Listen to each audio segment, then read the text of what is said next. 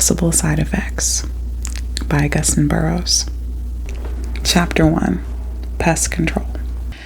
The first time I was ever starstruck, the object of my affection was a glamorous Eastern Airlines stewardess. She had towering blonde hair, frosted blue eyelids, and was well into her 20s. I was 8. We were thrown together when my parents put me on a flight by myself to Lawrenceville, Georgia, to visit my wealthy grandparents. I call them by their first names, Jack and Carolyn, I told her with pride. They're my father's parents, and my grandmother wears a lot of jewelry just like you. Aren't you precious? The flight attendant said. I smiled because I loved the name Precious. It reminded me of precious stones like rubies and emeralds and diamonds, and even semi-precious stones like onyx, which was the black stone men wore and the ugliest one of all. The flight attendant returned to the kitchen, and I looked out the window, happy to see the mundane north pass by far below me. As the only member of my family for generations born above the Mason-Dixon line, I was fascinated by the impossibly exotic South. Like, instead of dirty gray squirrels, my grandparents had technicolor peacocks on their lawn. And while we got hateful blizzards in the winter, my grandparents got yet more sunshine. I found it impossible to believe the snow did not cover the world, but here was proof. Though this became an annual trip for me, my grandfather traveled a lot, so I never spent much time with him. And he was gruff, so when he was around, I was frightened and avoided him. But my grandmother spent every minute with me, and I adored her. Carolyn was blonde and wore minks. She had gigantic jade and diamond rings on nearly every finger, and a gold charm bracelet that made a soft tinkle sound when she waved her hands in the air. At night, she slipped into a nightgown with a fur trim along the neck and at the hem, and even her slippers had high heels. I thought she was beautiful, like a movie star. Only when she leaned in very close to me, and I saw through the thick pancake makeup to the deep lines beneath, did I become slightly alarmed. Old people had always scared me a little, and while my grandmother certainly wasn't old from a distance, she seemed brittle when you looked at her very closely. Sometimes when she kissed me on the forehead at night, I flinched, worried a piece of her might chip off and stick to me. The summer I turned 7, the tooth on my upper left side became loose, and I spent the afternoon worrying it with my finger. Honey, just let that tooth come all the way out on its own accord. Don't force it before it's ready, my grandmother said. But Carolyn, it's almost ready. It's just about to come out. Well, sweetie, just let it be. It'll come out. And then you do know what to do, she asked. We were sitting on iron garden chairs in her glass sunroom. I was watching television, and Carolyn was paging through a mall catalog, licking her fingers, and then dog-earing the corners of certain pages. Do when? I said. Do you know what to do when your tooth falls out? She asked, smiling at me. I didn't understand what she was asking me. Was there something I had to do? Call the police, I guessed. She laughed in her gentle, though somewhat mischievous way. No, you don't call the police, silly. You do know about the tooth fairy. The what? Honey, she said, now concerned. She placed her catalog on her lap and leaned forward. The tooth fairy. You know about the tooth fairy. How could you not? You're 7 years old. Surely you know about the tooth fairy. I felt bad, like I'd done something wrong. No, I said in a small voice. My grandmother explained. Goodness gracious, I knew your mother was an odd bird, but I had no idea she was raising you in a cave in that godforsaken New England. I wondered if my mother knew about a cave someplace, and if we could go there when I went back home. The tooth fairy is a fairy like Tinkerbell. You know Tinkerbell, don't you? I don't know Tinkerbell. I did know Tinkerbell, the irritating cartoon insect. Yes, I said. I know that thing. I frowned. Well, the tooth fairy is like Tinkerbell, and whenever you lose a tooth, you place it under your pillow at night before you go to bed, and then the tooth fairy slips into your room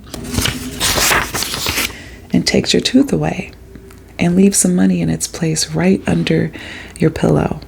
Real money, sweetheart, that you can spend on whatever you like. I was horrified.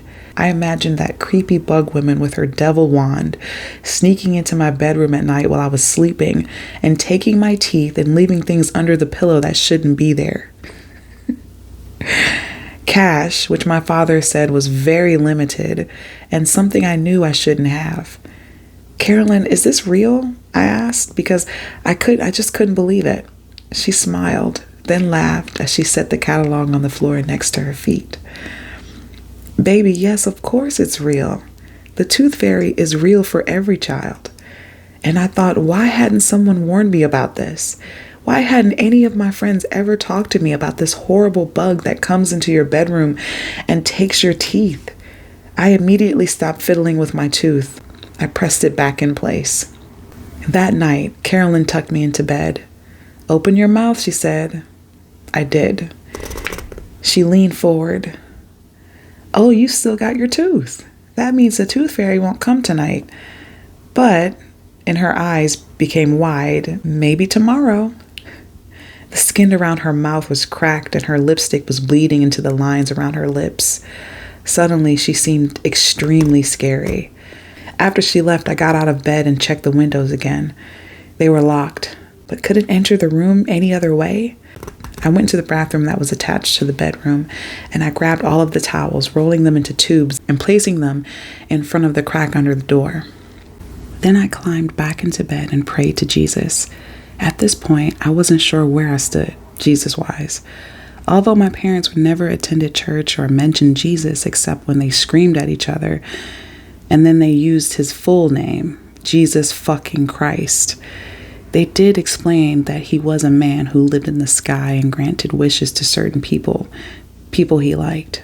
So I prayed, Dear Jesus, please keep it out of my room. I promise that I will be honest and very nice to everybody. And I love my mother and my father and my brother and all my relatives here and over in Cairo, Georgia. And I love everybody that I know and even people I don't know, but will know someday. And I promise everything. But please keep it out of my room and away from me. Thank you, Jesus fucking Christ. Somewhat relieved, but not altogether certain I was safe, I eventually drifted to sleep, only to awaken that next morning, seeing a smear of blood on the cream satin pillowcase. And there, right under my shoulder near the pillow, my tooth, bloody with a horrible dark root thing attached. I began to cry. I got out of the bed as fast as I could and looked closer at the pillowcase. It was blood, all right, and a lot of it. And that was my tooth. It didn't look smooth and pretty, but weird and awful and out of my mouth. I ran into the bathroom to look at my face, and there, in the corner of my mouth, more blood. I cried harder. I ran back into the bedroom and lifted up my pillow to see where the money was, but there was nothing, just the tooth and another streak of blood. I didn't even put my pants on. I just ran downstairs in my underwear, sobbing, looking for Carolyn. Baby, what is the matter? She said. She was in the kitchen standing at the sink, draping a paper towel over the length of dental floss she had strung between the two cabinets. My grandmother always rinsed her paper towels and used them again, even though my grandparents lived in a mansion that my mother called half the damn size of Georgia. She turned the water off and dried her hands hastily on her apron. She bent down. Sweetness, what is the matter? You stop that crying right now. What happened? For lack of words, I opened my mouth, showed her the black hole, the pit that ached and tasted metallic like blood. She inhaled. Oh, look at you, big boy. I said, it came and it knocked my tooth out and then left, and there's blood everywhere, and I don't know how it got in, and I prayed to Jesus, but it came anyway. And then I cried some more. My grandmother stroked my head. There, baby, it's okay. It's okay. What are you fussing for? What came? What it? That tooth fairy. It came and took my teeth, and I looked, but there wasn't anything under the pillow, like you said. It didn't give me money. It just took. My grandmother sighed. Well, baby, sometimes the tooth fairy, she gets the date wrong. You know what I mean. You know how sometimes you get mixed up and you have to do something at school, only you forget which day and so you don't do it? I had no idea what she was talking about. I just knew I wanted to get on the first Eastern Airlines jet home. Listen, it's okay, she said, leading me by the arm out of the kitchen into her bedroom. You just sit yourself right down here, she said, tapping the soft, thick comforter on the bed. Then she walked across her room and got her purse. She pulled out her wallet, showing me. See, baby? I think the tooth fairy must have put your money in here by mistake. Then she pulled out a 50. See, look at this, she cried, lifting the crisp bill out of her wallet and placing it in my hand. This was meant for you, sugar, for you. The tooth fairy, she made a little error. It can happen to anyone, even a fairy. She made a little mistake and put your money into my wallet. Imagine that. I took the money and looked at it. It looked just like regular money, except something was different. It's a 50, sweetie. Do you know what that means? I did know what that meant. I knew exactly what that meant. I got an allowance and that was a 1. This was the same size as the 1, but you could buy 50 times more things with it. Are you sure I'm supposed to have this? I'm absolutely sure, she said. The tooth fairy just had the wrong tooth, and I think I know what confused her so much, my grandmother said. Then she reached into her mouth and pulled out all of her teeth, all at once, even her gums. I couldn't breathe. She smiled and gummed the words, I lost my teeth too. That was the first chapter. I love Augusten Burroughs. He's one of my favorite authors. He's hilarious. You should get this book and read along with me. Possible side effects.